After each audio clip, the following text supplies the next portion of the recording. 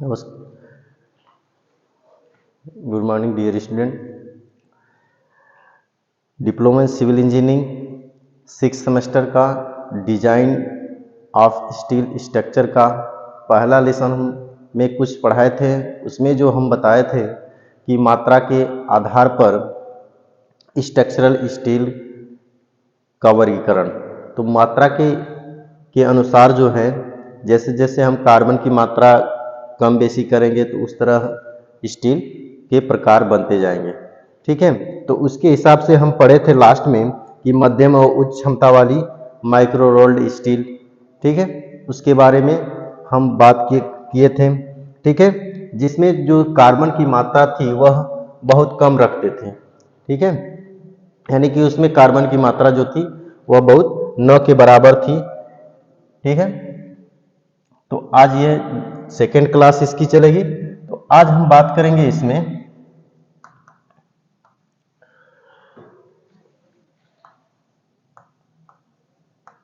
Design of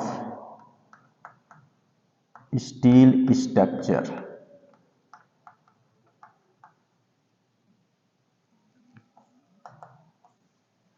design of steel structure, तो इसमें जो है आज हम बात करेंगे कि स्ट्रक्चरल स्टील के गुण, मतलब कि प्रॉपर्टीज ऑफ स्ट्रक्चरल स्टील, संरचनात्मक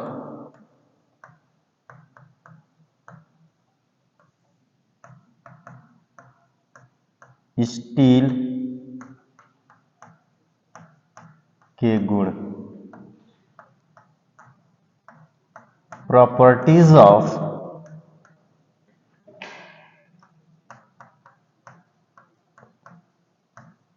स्ट्रक्चरल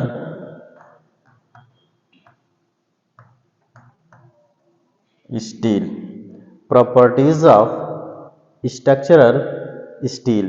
तो इसमें क्या होता है कि अगर हम बात करें कि आयरन जो होता है वह, यानी कि जो आयरन होता है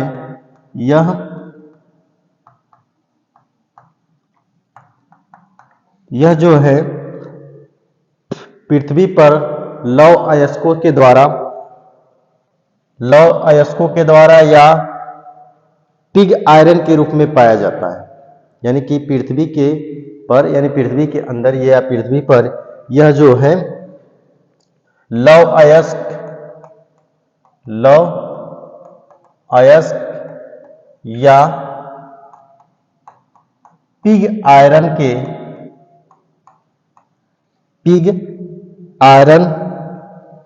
के रूप में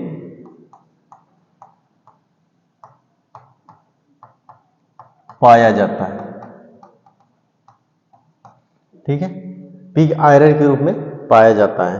ठीक है, जिसे हम जिस रूप में पाया जाता है, यह पृथ्वी पर यह जिस रूप में आयरन पाया जाता है जिसे हम कच्चा लोहा या लौह अयस्क, है ना, उसे हम कच्चा लोहा कहते हैं। बात आई समझ में? यानी कि पृथ्वी पर लौह अयस्क के या पिग आयरन के रूप में पृथ्वी पर पाया जाता है आयरन, और जिसे हम कच्चा लोहा कहते हैं, जिसे कच्चा लोहा कहते हैं। ठीक है, लेकिन इस कच्चे लोहे को शुद्धिकरण करके इसका ढलवा लोहा, इस कच्चे लोहे को शुद्धिकरण करके ढलवा लोहा,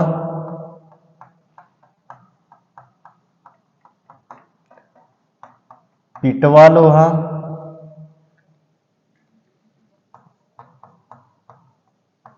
वह मृदु इस्पात प्राप्त किया जाता है।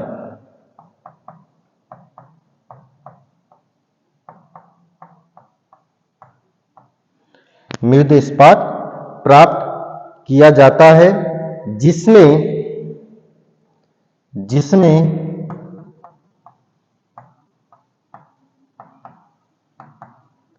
कार्बन की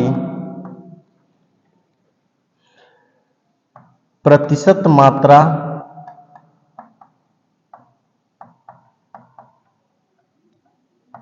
प्रायः कम रहती है। ठीक है, यानी कि जो भी लोहा पृथ्वी पर पाया जाता है उसको पहले शुद्धिकरण करेंगे और शुद्धिकरण करने के बाद जब शुद्धिकरण कर देंगे तो वह जो है ढलवा लोहा, पिटवा लोहा, मृद इस्पात के रूप में हो जाता है। लेकिन इसमें जो होता है कार्बन की मात्रा बहुत कम होती है ना, प्रायः कम होती है। तो ढलवा लोहे में अगर देखा जाए तो ढलवा जो लोहा होता है उसमें ढलवा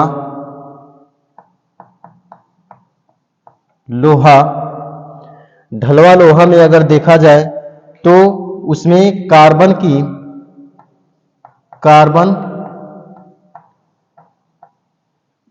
ढलवा लोहे में कार्बन की प्रतिशत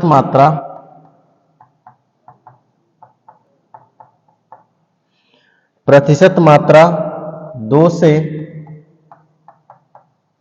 4% तक होती है। ठीक है, जिस कारण यह भंगुर होता है।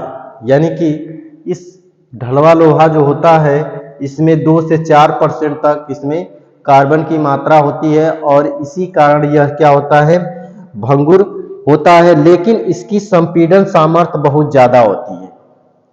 इसकी यानी जो ढलवा लोहा है इसकी संपीड़न सामर्थ्य बहुत ज्यादा होती है और भंगुरता के गुण के कारण यह चोट लगने पर मुड़ने के बजाय टूट कर बिखर जाता है। ठीक है, मतलब कि ये जो होता है ढलवा लोहा यह जो है बहुत यानी कि ये भंगुरता होता है, यानी भंगुर होता है ना, लेकिन इसकी संपीड़न सामर्थ्य जो बहुत अधिक होती है इसी कारण इसको भंगुरता का गुण इसके अंदर होता है। और जब इसके अंदर भंगुरता का गुण होता है तो इसको अगर चोट मारते हैं तो चोट लगने पर यह मुड़ता नहीं है, मुड़ने के बजाय यह टूट जाता है। ठीक है, मुड़ने के बजाय यह टूट जाता है। दूसरा इसमें अगर बात करें कि पिटवा लोहा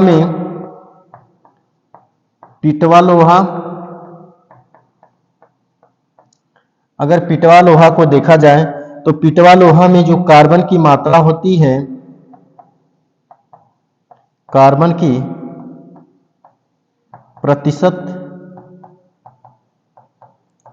प्रतिशत मात्रा जो होती है वह 0 से 0.1% तक होती है। यानी कि इसमें जो होता है पिटवा जो लोहा होता है उसमें 0 से 0.1% तक कार्बन की मात्रा होती है। ठीक है, तो इसमें कार्बन की मात्रा होती है जिस कारण यह ज्यादा क्या होता है, तन्य होता है, कुटद्य होता है ना, और दृढ़ में होता है ना। मतलब कि ये जो पिटवा लोहा है इसमें तन्य भी होता है, तन्यता भी होती है। ठीक है, डक्टिलिटी कुट्यता होती है, मेलिबिलिटी होती है इसमें। ठीक है, और यह जो है दृढ़ भी होता है। ठीक है, यह एक दृढ़ भी होता है। तो इस स्टील का प्रयोग बहुतायत रूप में भवनों के पुल, यानी कि जो ये स्टील होती है क्योंकि इसमें तन्यता होती है तो इस स्टील का जो प्रयोग होता है वह बहुत अधिक तक भवनों में, पुल बनाने में, रेल की पटरी बनाने में, ठीक है, रेल की पटरी, बॉयलर प्लेट, है ना, ये सब चीजों में इसका उपयोग होता है ना। भवनों के पुल और ये सब बनाने में इसका प्रयोग होता है। फिर अगर इसके बाद अगर बात करें तो मृद मृद लोहा, अगर मृद लोहा की बात करें तो इसमें जो होती है मृद लोहा जो होती है, यह जो होती है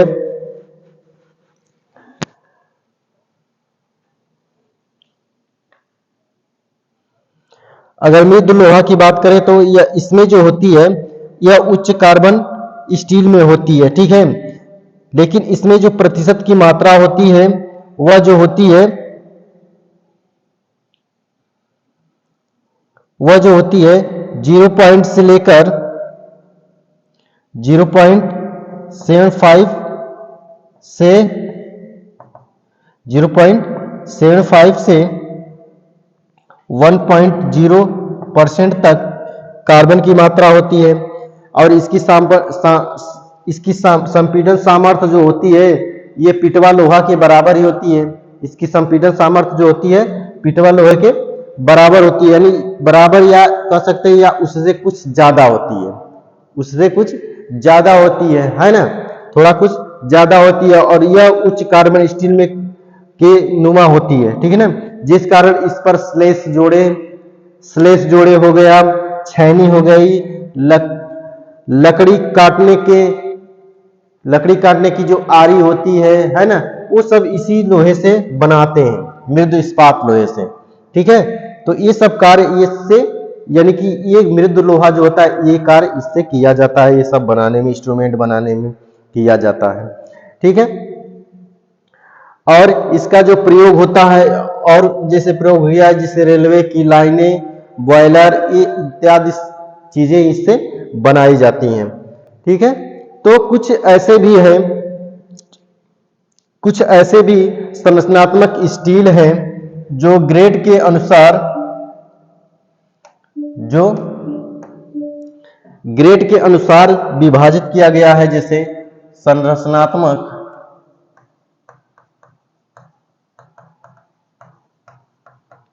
स्टील में ग्रेड ए हो गया, बी हो गया, सी हो गया,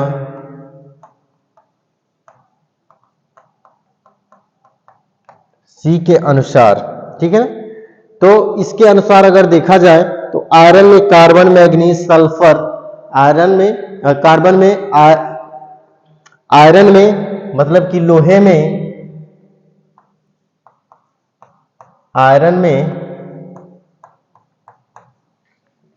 कार्बन, मैग्नीज, सल्फर, सिलिकॉन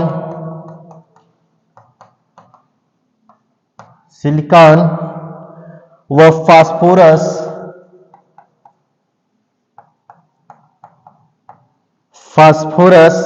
की अलग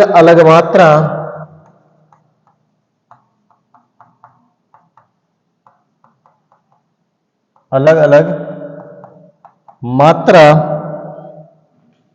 मिश्रित रहती है, ठीक है। यानी कि जो संरचनात्मक स्टील जो होती है उसमें ग्रेड ए बी सी के अनुसार होता है, यानी कि ए बी सी के अनुसार होता है, ग्रेड होता है। और इस ग्रेड में जो होता है, इस ग्रेड के जो लोहा होता है उसमें कार्बन, मैग्नीज, सल्फर, सिलिकॉन व फास्फोरस की अलग अलग मात्रा मिश्रित रहती है, जिससे यह इस स्टील के लंबे समय तक टिके रहने, यानी कि जो स्टील होती है वह लंबे समय तक टिके रहने तथा उसी इंजीनियरिंग का आवश्यकता पूर्ण हो जाती है ना, इंजीनियरिंग कार्यों को पूर्ण करने के लिए करते हैं, ठीक है। जितने भी इंजीनियरिंग कार्य होते हैं उसको पूर्ण हो जाती है। इस स्टील की संरचनात्मक अवयव, जैसे अगर देखा जाए कि जो ये सब स्टील हैं, इस स्टील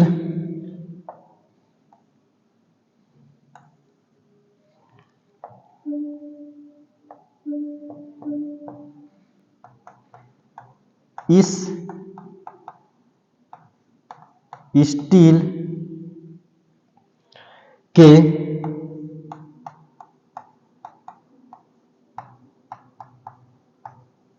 संरचनात्मक अवयव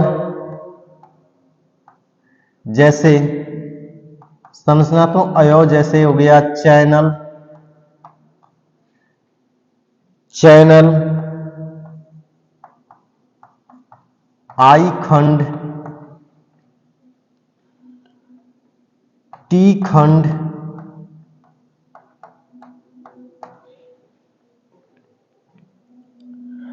एंगल,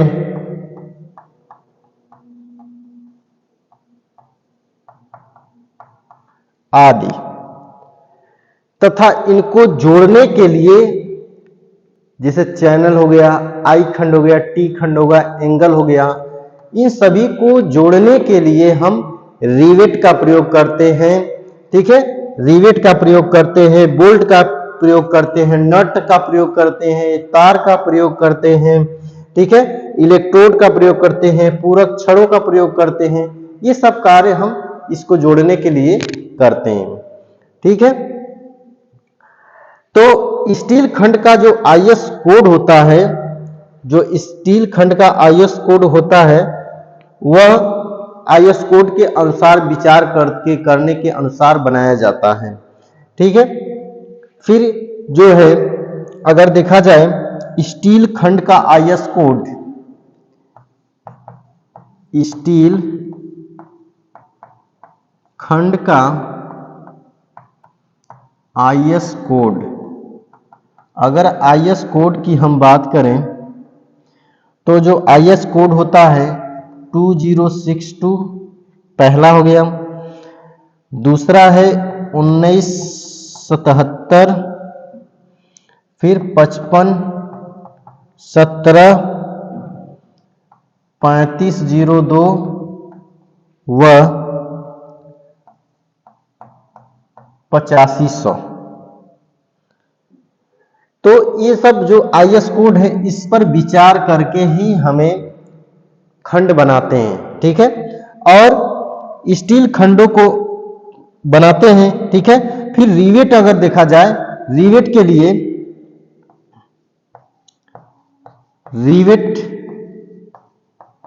के लिए आईएस कोड,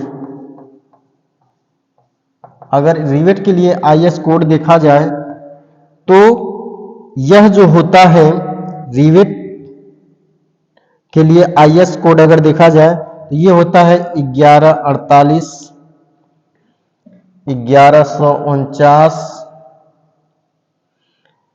7559, 1929, 2155, 2998, 2998। तो ये जो हो गया यह रिवेट के लिए हो गया। अगर वेल्डिंग के लिए देखा जाए तो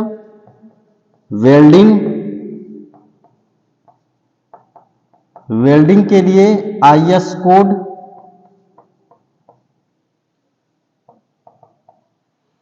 अगर वेल्डिंग की बात करें हम तो वेल्डिंग के लिए जो आईएस कोड होगा वह जो होगा 814, 1395, 816, 1024, 1261, 1323। ठीक है, तो ये जो हो गया कोड वेल्डिंग के लिए हो गया। ठीक है, अगर हम कहें आरसीसी के लिए कोड, तो आरसीसी के लिए जो कोड होता है वह जो होता है 432, 1786 व 2090। ठीक है, तो ये जो था यह कोड है, ठीक है ना। इस कोड में हम इसको अनुमान्य करते हैं, यानी कि दर्शाते हैं। ठीक है, अगर कहा जाए कि आईएस कोड 20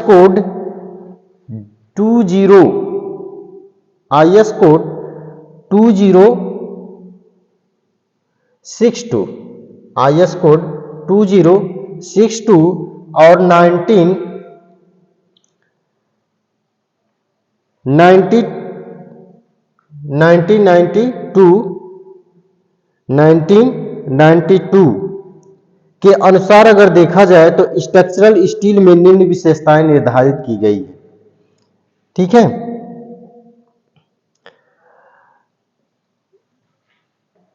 अगर हम बात करें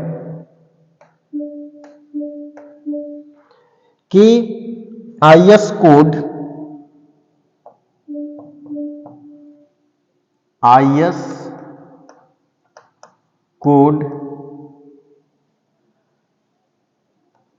2062 और 1992 के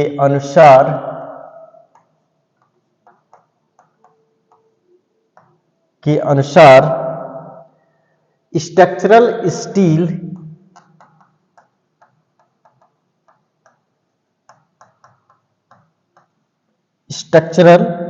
स्टील में निम्न विशेषताएं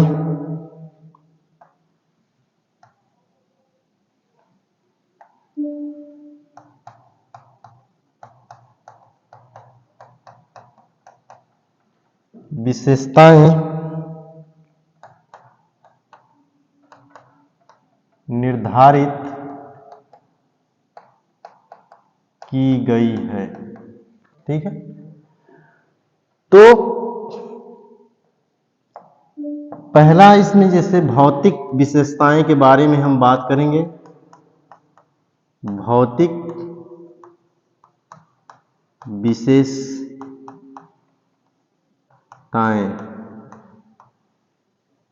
फिजिकल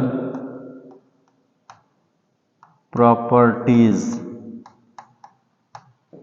ठीक है, तो फिजिकल जो प्रॉपर्टीज होती है इसके अंतर्गत यानी फिजिकल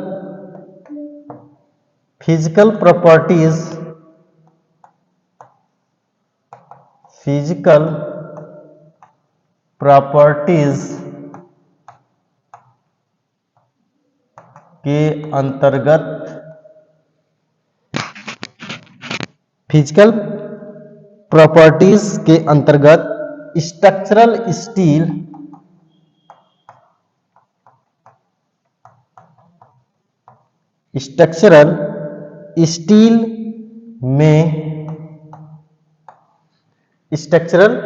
स्टील में जो है यंग मापांक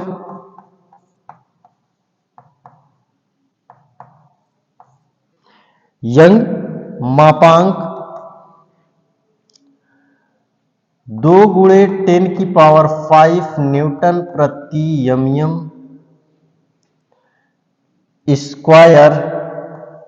या 2 × 10⁵ मेगापास्कल। ठीक है,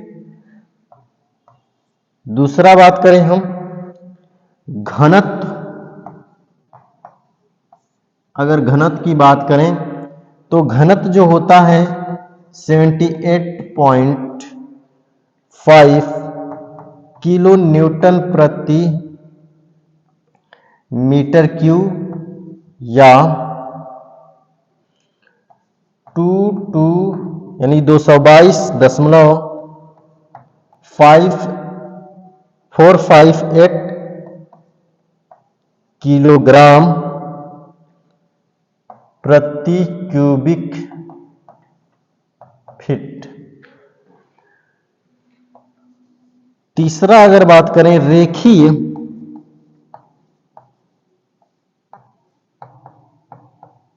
प्रसार गुणांक, रेखी प्रसार गुणांक जो होता है 12 गुणे 10⁻⁶ प्रति डिग्री सेल्सियस। चौथा बात करें हम तो दृढ़ता प्रसार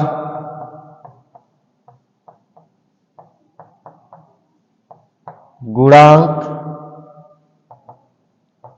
0.84 गुणे 10⁵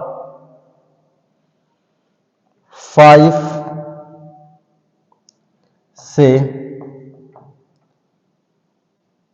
0.98 न्यूटन प्रति मीटर स्क्वायर होता है।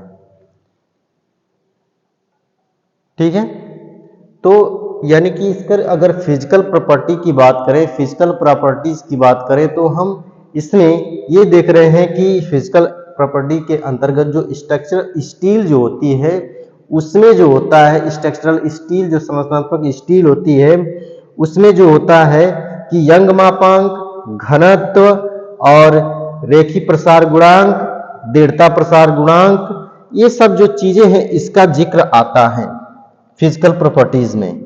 यानी फिजिकल प्रॉपर्टीज में जो है इन चारों चीजें का जिक्र आता है और इसका यह निम्न रूप होना चाहिए, है ना। यानी कि इसका जो है यह रूप होता है, मतलब यंग मापांक कितना होता है, घनत्व इतना होता है, रेखीय प्रसार गुणांक कितना होता है, दृढ़ता प्रसार गुणांक कितना होता है। ठीक है, तो ये चीजें थी, ठीक है, फिजिकल प्रॉपर्टीज की।